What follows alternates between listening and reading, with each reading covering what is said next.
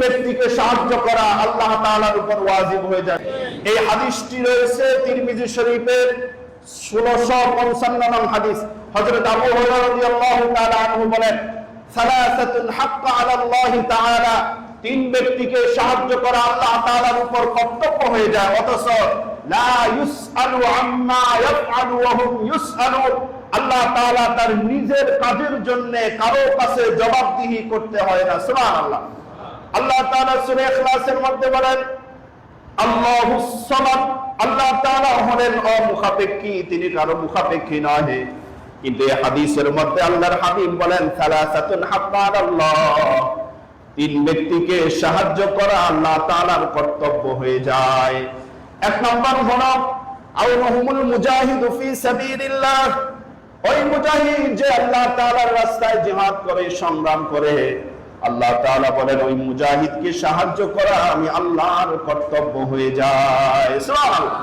দুই নম্বর হলো ওয়াল মুকাতাবু আল্লাযী ইউরিদুল লাযা, ওই গোলাম বা ওই দাস বা দাসী যে মালিকের কাছ থেকে আজাদ হওয়ার জন্য চুক্তি করেছে, যদি আমি আপনাকে দিতে পারি আপনি আমাকে আজাদ করে দিবেন।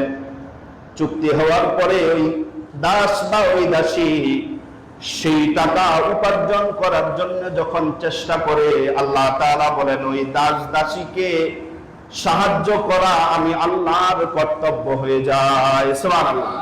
এরপরে তিন নম্বর হলো ওয়ান্নাকিহু আল্লাযী ইউরিদুল আফাফা, আল্লাহর হাবিব বলেন ওয়ান্নাকিহু আল্লাযী ইউরিদুল আফাফা, ওই ব্যক্তি যে গুনাহ থেকে বাঁচার জন্য বিবাহ করে।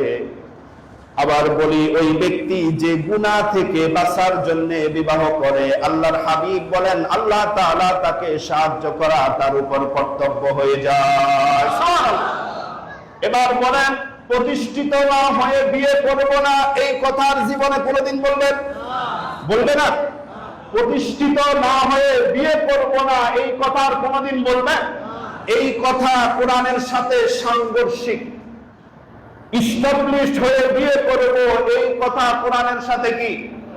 সকলে বলেন বিপরীত। বিপরীত, অর্থাৎ আল্লাহ যেটা বলেছেন আপনি বলেছেন উল্টা। আল্লাহ বলেন বিয়ে করো, বিয়ে দাও, যদি অসচ্ছল হও আমি আল্লাহ স্বচ্ছতা দিব। আপনি বলেন আগে সচ্ছল হব তারপরে বিয়ে করব। তার মানে কি 360 ডিগ্রি উল্টা। 360 ডিগ্রি কত উল্টা। আল্লাহ তাআলার বিধানের সাথে 1 ডিগ্রি উল্টা করলে ঈমান থাকবে? সকলে বলেন থাকবে ঈমান? তাহলে ট্রেন্ডের মধ্যে থাকবে, স্রোতের বিপরীতে চলবে। স্রোতের বিপরীতে চলবে। আপনি আপনার ছেলেকে যথাসময়ে বিয়ে দিয়ে দিবেন। এরপরে অন্য আরেকটি হাদিস, আল্লাহর হাবিব সাল্লাল্লাহু আলাইহি সাল্লাম বলেন সালাসাতুল লা তুআখখারহা, আবার বলি সালাসাতুল লা তুআখখারহা, তিন জিনিসে তোমরা বিলম্ব করো না। এক নাম্বার as-salatu ইদা আতাত, যখন নামাজের সময় হয়ে যায়, ওয়াক্ত যখন শুরু হয়ে যায়, তখন তোমরা দেরি করো না, যত দ্রুত সম্ভব হয় নামাজ আদায় করে নাও।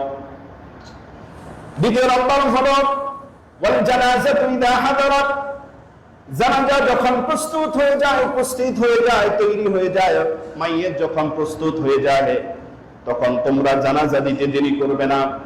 তার মানে হলো কেউ যদি মারা যায় তাকে যত দ্রুত সম্ভব তাকে তোমরা কবরস্থ করে দাও। দেরি করা যাবে না, যত দ্রুত তাকে কবরে দিতে পারো ততই তার জন্য মঙ্গল। তিন নম্বর হলো ওয়াল আইয়িমু ইদা ওয়াজাদতা লাহা কুফওয়ান, আবার বলি ওয়াল আইয়িমু ইদা ওয়াজাদতা লাহা কুফওয়ান, তোমার ছেলে বা মেয়েকে বিবাহ করার জন্য যখন উপযুক্ত পাত্র পেয়ে যাও তখন তোমরা দেরি করো না, তাড়াতাড়ি করে তাদেরকে বিয়ে দিয়ে দাও। সুবহানাল্লাহ। বুঝতে পারলেন আপনি কথা? ওয়াল আইয়িমু ইদা ওয়াজাদতা লাহা কুফওয়ান, তোমার ছেলেকে বিয়ে করানোর সময়, মেয়েকে বিয়ে করানোর সময় যখন তুমি উপযুক্ত পাত্র বা উপযুক্ত পাত্রী পেয়ে যাও, দেরি করো না, তাড়াতাড়ি করে তাদেরকে বিয়ে দিয়ে দাও।